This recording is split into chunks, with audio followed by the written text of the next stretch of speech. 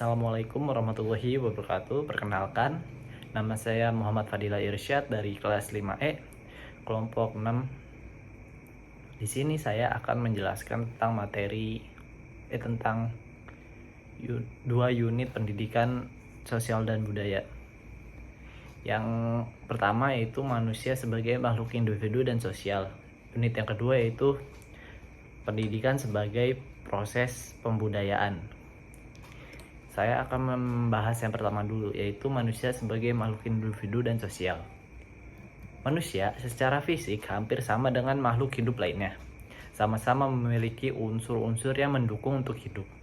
Manusia juga secara khusus berbeda dengan makhluk hidup lainnya. Karena kan manusia adalah makhluk Tuhan yang paling sempurna. Karena apa? Karena manusia memiliki akal.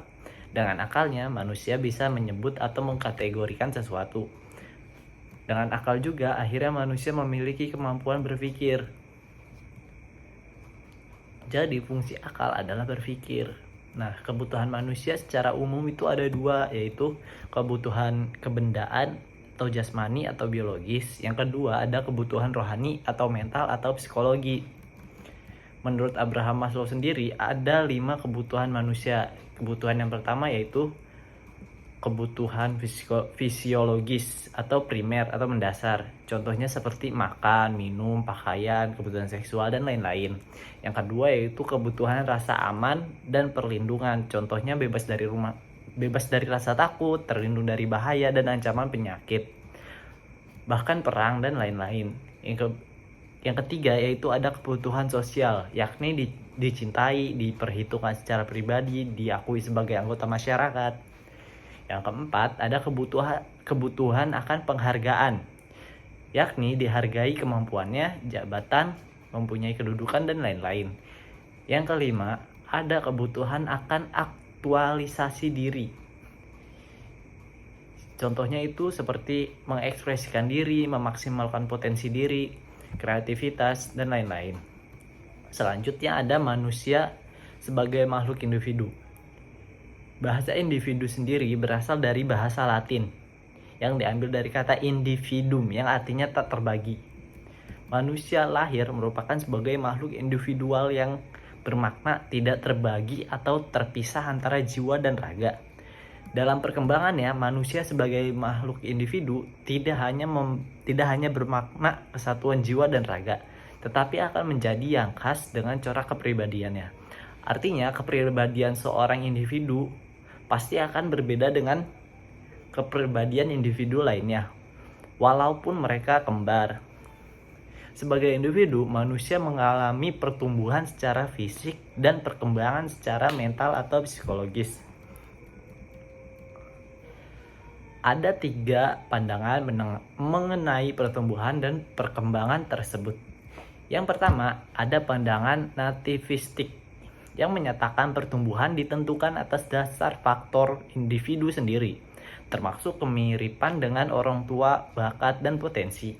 Yang kedua ada pandangan empiristik, menyatakan pertumbuhan didasarkan atas faktor lingkungan dari luar individu, lingkungan fisik, dan sosial. Yang ketiga ada pandangan konvergensi, yang menyatakan pertumbuhan dipengaruhi atas dasar individu dan lingkungan. Yang selanjutnya ada manusia sebagai makhluk sosial. Sebagai makhluk individu, manusia juga tidak mampu hidup sendiri. Artinya manusia juga harus hidup bersosial atau bermasyarakat. Manusia dikatakan sebagai makhluk sosial dikarenakan 1. Butuh orang lain dalam pemenuhan kebutuhan dasar biologisnya. Yang 2. Perilaku dipengaruhi oleh orang lain. Ia harus tunduk pada norma dan keinginan mendapatkan pujian atau respon dari orang lain. Yang ketiga, adanya kebutuhan untuk berhubungan dengan orang lain, kebutuhan sosial untuk hidup berkelompok. Selanjutnya itu peranan manusia sebagai makhluk individu. Sebagai makhluk individu, manusia berperan untuk mewujudkan hal-hal seperti yang pertama menjaga dan mempertahankan harkat dan martabatnya. Yang kedua, mengupaya terpenuhinya hak-hak dasar sebagai manusia. Yang ketiga, merealisasikan segenap potensi diri baik sisi jasmani maupun rohani. Yang keempat, memenuhi kebutuhan dan kepentingan diri demi kesejahteraan. hidupnya. Selanjutnya, peranan manusia sebagai makhluk sosial. Manusia sebagai makhluk sosial memiliki implikasi-implikasi sebagai berikut. Yang pertama, kesadaran akan ketidakberdayaan bila manusia seorang diri. Yang kedua, kesadaran untuk senantiasa dan harus berinteraksi dengan orang lain. Yang ketiga, penghargaan akan hak-hak orang lain. Yang keempat, ketaatan terhadap norma-norma yang berlaku. Keberadaan manusia sebagai makhluk sosial menjadikan manusia melakukan peran-peran sebagai berikut. Yang pertama, melakukan interaksi dengan manusia lain atau kelompok. Yang kedua, membentuk kelompok-kelompok sosial. Yang ketiga, menciptakan norma-norma sosial sebagai pengaturan tata tertib kehidupan berkelompok. Selanjutnya yaitu dilema antara kepentingan individu dan sosial. Mengutamakan diri secara pribadi tentunya akan mengarah pada individual. Dan sebaliknya, mengutamakan kepentingan masyarakat tentu akan mengesampingkan kepentingan pribadi. Manusia secara pribadi tidak dihargai. Jadi bagaimana? Tergantung pilihan. Dan sebagai manusia yang tinggal di Indonesia yang berfalsafahkan Pancasila, harus dapat menjadikan diri sebagai individu secara pribadi dan sekaligus makhluk sosial secara seimbang. Pendidikan sebagai proses pembudayaan.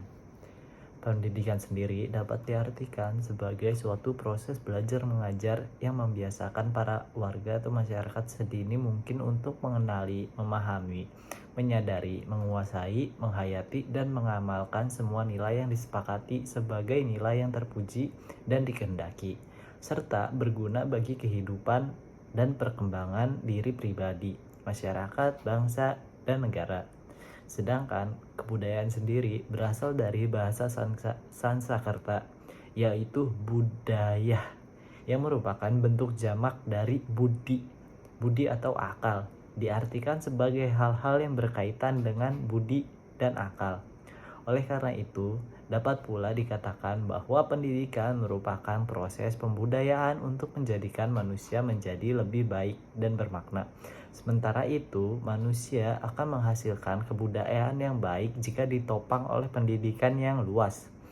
Dalam konteks inilah, antara pendidikan tidak bisa lepas dari kebudayaan dan kebudayaan tidak lepas dari pendidikan. Sekian dari saya. Wassalamualaikum warahmatullahi wabarakatuh.